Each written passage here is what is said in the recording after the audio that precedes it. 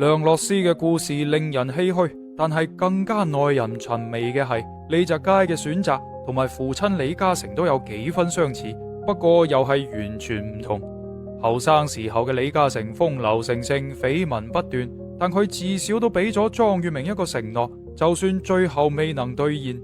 而李澤楷嘅選擇係佢唔俾任何承諾，由一開始就避免咗任何婚姻嘅束縛。或者喺目睹咗母親莊月明婚姻中嘅種種痛苦之後，佢更加唔願意將任何女人鎖入一段可能重蹈覆轍嘅關係啦。分手後嘅梁洛施選擇灑脫咁樣繼續生活，佢帶住3個仔，得到咗李嘉誠嘅認可，亦都獲得咗充足嘅經濟支持。冇婚姻嘅枷鎖，佢反而係活得更加自在。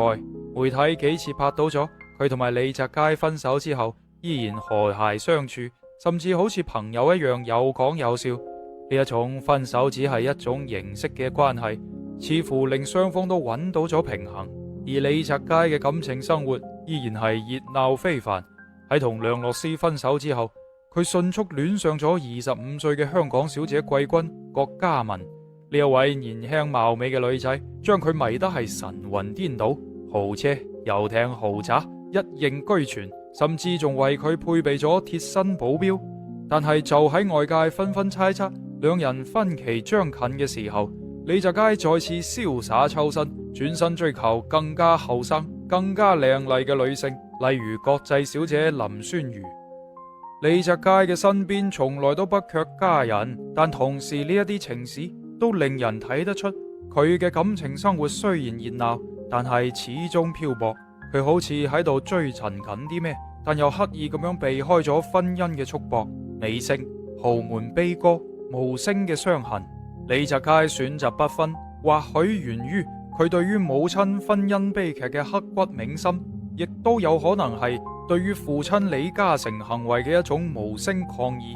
從莊月明嘅一生可以睇出，豪門婚姻嘅背後並唔係只有風光，更多嘅係犧牲同隱忍。佢為咗家庭付出咗所有，但係卻難逃孤獨同冷漠。而作為兒子嘅李澤楷，從小親眼目睹咗呢一場表面幸福，實質滿係裂痕嘅婚姻。佢或許唔願意俾自己嘅感情步入相同嘅深淵。豪門嘅光環既係榮耀，亦係束縛。對於李澤楷嚟講，任何感情都難以逃脫外界嘅評判。一段唔夠匹配嘅感情可能會遭人非議，而一段門當戶對嘅婚姻亦都有可能成為利益關係嘅犧牲品。佢唔願意令感情淪為權力同埋家族資源嘅交易場。與其咁樣，仲不如一開始就游離於婚姻之外，保留嗰份感情嘅純粹。喺呢一個問題上面，李澤楷似乎同埋父親既相似又唔同。佢繼承咗李嘉誠嘅風流天性，但係佢劃定咗自己嘅底線。佢可以戀愛享受感情，但絕對唔會輕易許下婚姻嘅承諾。呢一種分寸感，或許正正係對於父輩婚姻教訓嘅吸取。佢知道承諾一旦俾出，意味住責任同埋枷鎖，而豪門嘅複雜亦都令到呢一切變得更加沉重。或許李澤楷嘅不婚，並唔係源於對於愛情嘅恐懼，而係出於對於感情嘅保護。佢深知婚姻係豪門環境中嘅複雜性，與其令感情被責任拖累，仲不如守住嗰一份自由同埋純粹。佢嘅不婚選擇更似係一場對於豪門宿命嘅反叛，唔願意俾家族嘅複雜規矩成為咗感情嘅犧牲品。